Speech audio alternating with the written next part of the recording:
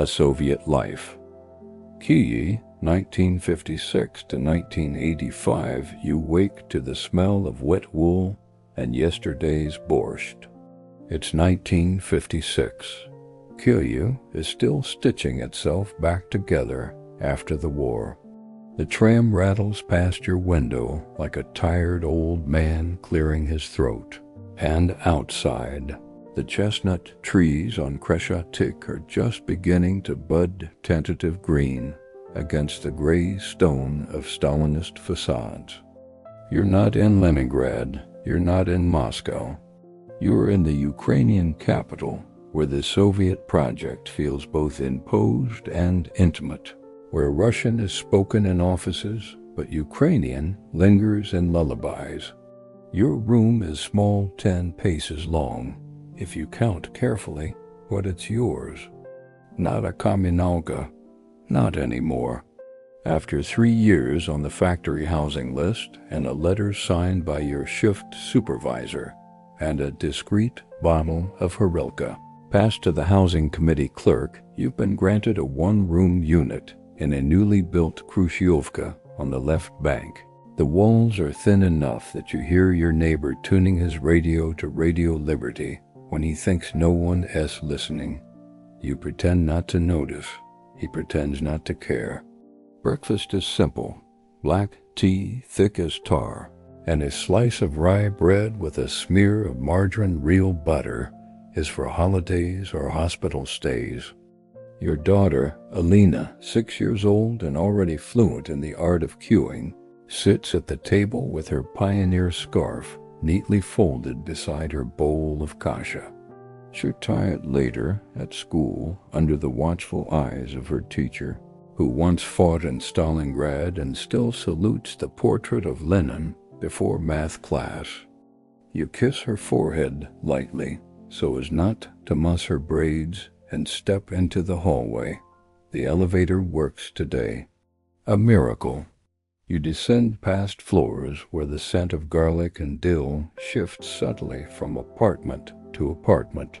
Each doorway a portal into another family's quiet negotiation with scarcity. At the tram stop, you join the morning river of workers.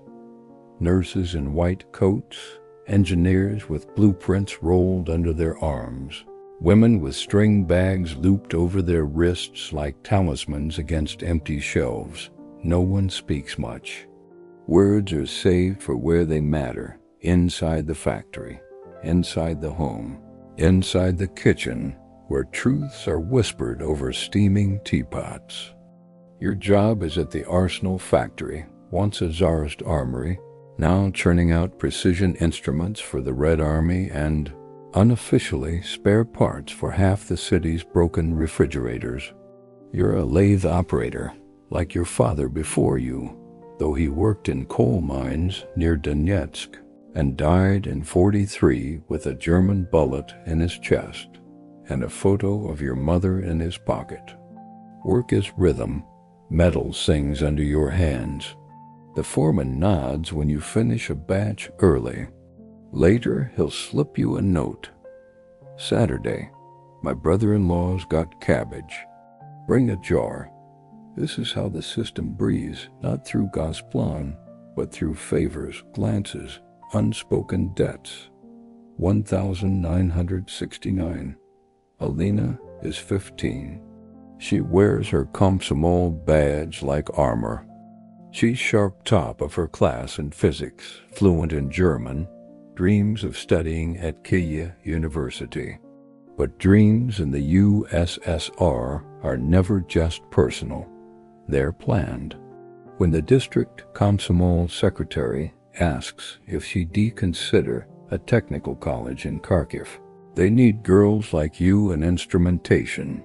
She smiles and says she'll think about it. That night, over Veroniki stuffed with potato and fried onions, she tells you quietly, I want to be a translator, not a technician. You say nothing. But the next week, you visit an old friend from the war who now works in the Ministry of Education. You bring him a bottle of Crimean wine. He brings you a form with a stamp that says, exceptional linguistic aptitude. 1977. You're retired now. Pension is modest, but enough, especially with the eggs your sister sends from her dacha outside Chernihiv, and the mushrooms you forage in autumn. Alina lives in a 2-room apartment near Lukyanivka, shared with her husband, a radio engineer who builds shortwave receivers in his spare time. They have a son, Mykola, who at age 4 already knows how to say comrade with perfect seriousness. Sunday afternoons are for family. You gather in their kitchen, always the kitchen around a table, groaning with food that took 3 days to assemble. Pickled tomatoes from the balcony, jars smoked fish traded for a pair of your handmade slippers, cake made with sugar saved from your pension rations. The radio plays Vysotsky, low and raspy. No one mentions the American grain embargo or the war in Afghanistan.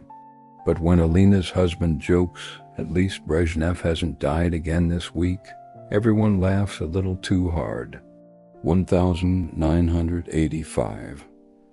You watch Gorbachev on TV, young, energetic, talking about glasnost.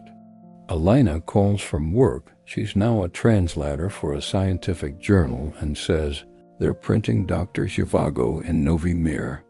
Her voice trembles just slightly. You don't say much. At your age, you've learned that history moves in waves, and the shore never asks the wave if it's ready. That night, you sit on your balcony, wrapped in a wool blanket, sipping tea from a glass in its silver holder. Below, Kyiv hums, streetlights flicker, a dog barks, a couple argues in Ukrainian too fast to follow. The Dnieper River flows south, indifferent to borders, ideologies, 5-year plans. You think of your father in the Donbass earth, of Alina's son who last week asked, "Baba, is America really full of monsters?" You told him, "No, Sonishko, they're just people like us. They just live differently." And maybe that's the whole story. Not the tanks or the slogans or the cues, but this: people trying to live, to love, to feed their children, to keep a little dignity in a system that demanded everything and gave just enough. You finish your tea. The stars are bright tonight. You go inside, lock the door, and prepare for bed. Tomorrow there will be bread lines again, but tonight, you are home.